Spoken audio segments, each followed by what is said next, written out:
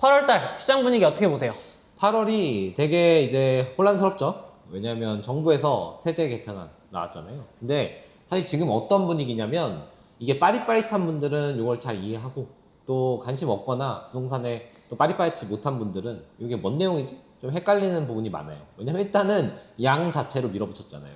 그 세제 개편의 양. 네, 뭐 60페이지 이렇게 되고 오늘 나온 자료도 너무 많기 때문에 사실 전문가가 아니라면은 파악하기가 쉽지 않죠.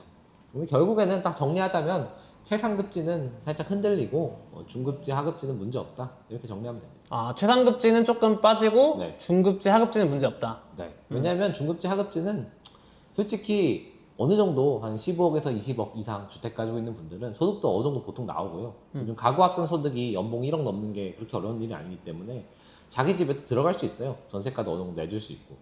반면에 이제 음마나 그 이상 집들은 사실 전세가만 해도 거의 15억에서 20억 급이고 반포나 이런 데는 뭐 20억, 30억씩 하잖아요, 전세도. 그런 데들은 사실은 빼고 내보낼 수가 없죠. 그렇죠. 근데 정부에서 말하는 게 뭐예요, 이번에? 결국에는 너 집에 너가 살라 이 얘기잖아요. 그분들은 지금 안 팔면 빼낼 수가 없습니다. 이런 장특공도 사라지고 이러기 때문에 당연히 그분들은 올해나 내년까지 이제 팔 확률이 높기 때문에 그런 데는 좀 조정된다. 그리고 종부세 부담도 실제로 제가 봤을 때는 2배에서 3배 정도 느는 것 같아요. 올해 50억짜리 대비? 네, 기준으로 봤을 때 2배에서 3배 정도는 확실히 늘고 장기적으로는 10배까지 늘 수 있는 상태입니다. 매년 2배씩 늘 수 있으니까. 네, 왜냐하면은 한도를 600만 원 정해놨기 때문에 요번에 노인공제는 다 살아났잖아요. 그래서 처음에는 좀 저는 좀 뭐라 그럴까, 되게 약하네? 이렇게 생각을 했는데 실제로는 약한 게 아닌 게 금액을 600으로 정해놨기 때문에 그러니까 비싼 집들은 10배까지 늘어났고 그러니까 종부세 공제 한도를. 네, 공제 한도를 이제 예전에는 무제한이었다가 지금 제한을 딱 걸어놨기 때문에 이게 생각보다 비싼 집은 10배까지 늘어나는 구조가 설계되어 있어서 이제 대한민국에서 엄청 비싼 집이 막 올라가기는 쉽지 않아 보입니다. 살아도 한도가 600이니까. 나이 들거나 이제 소득이 없으면 이제 자연스럽게 나오게 되는. 그래서 이재명 대통령의 결국 목적은 최고가 주택을 막는다.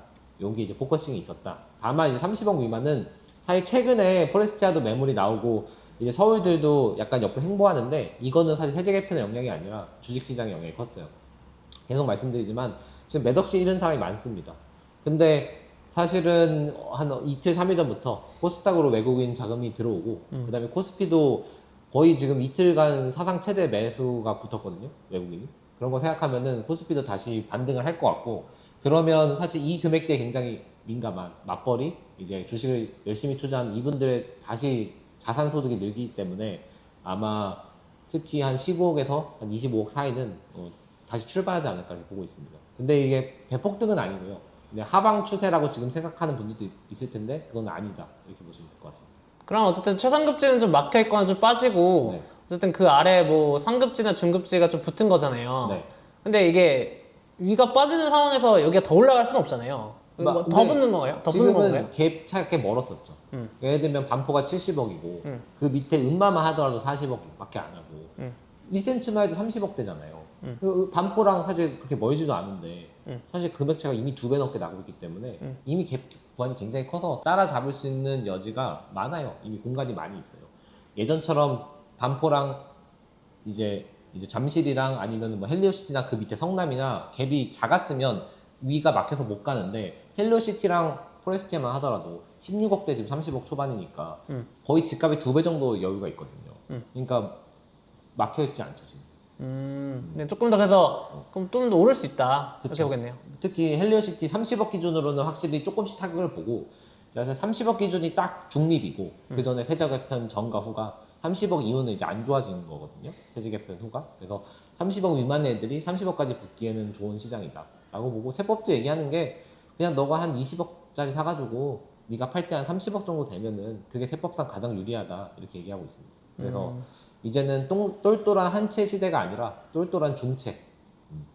덜 똘똘한 한 채 뭐 그런 거 아니에요? 그러니까 똘똘한 건 정도는 아니고 그냥 적당한 학군도 적당하고 교통도 적당하고 위치도 적당하고 이런 집들이 뜰 수밖에 없는 세법적 환경과 또 주식 투자로 버는 사람들이 지금 그 금액대에 많을 거라서 최근에 잃었던 사람들이 좀 복구를 될 건데 그 금액대에 많을 거라 아마 그쪽이 반등을 하지 않을까. 그러면은 네. 그럼 저희 사무실 그 분위기 입장에서는 어때요? 네. 저희 최근 오는 손님들이나 이런 분위기는 어때요 요즘? 그런 분들도 나쁘지 않겠죠. 왜냐면 주식으로 최근에 많이 잃은 분들이 많고 제가 상담을 해보면. 제가 여쭤본 게 저희 요즘 사무실 분위기가 어땠나요? 시장 분위기를 좀 느낄 수 있잖아요, 저희가. 그러니까 요즘 사무실 분위기는 사실은 예전보다는 별로 없죠. 음. 예전보다 없는데 지금은 제가 봤을 때는 세법보다 계속 말씀드리지만 주식으로 잃어가지고 재개발 못 사는 거죠. 왜냐면 재개발은 기본적으로 공격적인 투자 생각을 가지고 있는 분들이 있고 젊은 분들이 많이 하잖아요. 그러니까 아직까지는 좀 저번 달과 비슷하다. 네, 지금은 없겠죠. 왜냐면 어제 오늘부터 이제 여러 가지 분위기가 바뀌었으니까. 근데 국민님 보시기에는 좀 살아날 것 같다. 살아날 성남 정도 급은 그냥 좀 갈 것 같다. 이렇게 보신다는 거죠? 왜냐하면 이주비도 지금 사실 오늘 대책 기준으로 많이 오늘 영상 찍는 날 8월 13일이죠? 네, 8월 13일 기준으로 많이 완화 쪽으로 가고 있기 때문에 뭐 재개발은 나쁘지 않다. 그럼에도 불구하고 뭐 대폭등 이런 건 아니고요. 근데 왜냐하면은 이렇게 생각하셔야 돼요. 포레스텔 내가 16억에 산다. 그러면 5년 기다려서 20억 되면 돈 번 거냐? 사실 돈 번 게 아니에요, 그건. 사실은 물가 상승률과 취득세와 대출을 받으셨으면 이자 값 생각하면 그냥 공짜에 산 정도지 돈을 크게 벌었다. 16억에서 20억 대도 크게 번 건 없거든요. 그러니까 공짜는 이거 똔똔이다. 똔똔인 거죠. 네, 공짜 거주비를 공짜로 한 거죠. 집값 오른 걸로 생각하면. 그래서 그 정도지. 그래서 뭐 지금 당장 뛰어가서 집을 살 정도는 아니다. 다만 이제 재개발 같은 경우에는 여러 가지 풀려가고 있는 지금 상황이 있는데 이런 것들이 이주비 문제 특히 그게 핵심이죠. 그게 얼마나 강력하게 풀릴지 일단 1차적으로 나왔는데 또 이 정부에서 특징이 대통령이 말한 것과 정부에서 발표한 것과 또 실제 현장에서의 그 느낌이 다를 수 있거든요. 은행들이 어떻게 접근을 하는지. 그래서 이런 것까지 같이 보면서 분위기는 파악해야 되는데 근방에 사실 거면 근방에 재개발에 살 것이다. 그러면 지금 사는 게 맞습니다. 그래도 지금 매도인들이 뭐 힘들긴 하지만 계좌를 주기도 주고 맞아요. 그래도 조금 고를 수 있고 몇 개라도 네. 그런 상황이니까. 지금 그래도 좀 고를 수 있죠. 최근에 매물 나오고 또 당장 뭐 폭등하냐 그게 아닌 게 매도인들도 이제 세법이 올라가면서 종부세 부담이 커지면서 이제 팔 것들을 내놓을 거예요. 올해나 내년 말까지. 내년 말까지. 네, 그때 저는 이제 특히 삼전 하이닉스 요즘 많이 사잖아요. 저희에서도 많이 상담 받고 사는데 미래 소득이 거의 보장돼 있는 그런 분들은 지금 가감하게 그냥 뭐 할 때고 아닌 분들은 뭐 애매하죠. 근데 그럼에도 불구하고 저는 아닌 분들 소득이 삼정 하이닉스처럼 확실히 아닌 분들은 그냥 좀 싼 재개발 구역으로 담아놓는 게 낫지 않을까. 싼 재개발 기준이 뭐예요? 초기 재개발인 거죠. 좀 더 초기인 단계. 성남에서도 뭐 태평 3이나 시등 3이나 아니면 태평 1이나 뭐 수진 2나 뭐 이런 구역. 지역이 싼 게 아니라 그냥 입지는 괜찮은데 조금 초기로 가라. 왜냐하면은 관처가 나는 애들은 많이 올라갈 확률이 높습니다. 왜냐하면 이주비가 예전보다 훨씬 많이 나오기 때문에 조건이 바뀌었잖아요. 실투 자금이 줄기 때문에 그런 데들은 확실히 가격 상승이 클 수밖에 없고 그럼 그때 그렇게 올라간 재개발에 사면 큰 메리트가 있냐? 그건 또 아니거든요. 근데 저희가 저번에 재개발 얼마나 걸릴까라는 영상 주제에서 추천이 저희가 사업 시행가 전후였잖아요. 네. 그러면 지금은 조금 초기에 대해서 좀 긍정적으로 보시는 거예요? 그래도 조합 설립은 나야 되는 걸 사는 거는 맞긴 해요. 웬만하면 돈이 든다. 태평일이나 수진이 아직 구역 지정도 안 됐잖아요. 맞아요. 근데 예전보다는 사는 게 이제 훨씬 좋아진 거죠. 왜냐하면 자금 회수 기회가 7년이 땡겨진 거예요. 사실은. 재개발 절차가 이주비가 나오면서 네, 나오는 것으로 땡겨진 거죠. 이주 시기에 돈이 더 많이 나오니까. 그렇죠. 사실 거의 지금 초기 재개발 같은 경우에는 2주 시기가 되면 이 상태로 가면 거의 자금이 다 회수됩니다. 관처가 2주를 출발해버리면.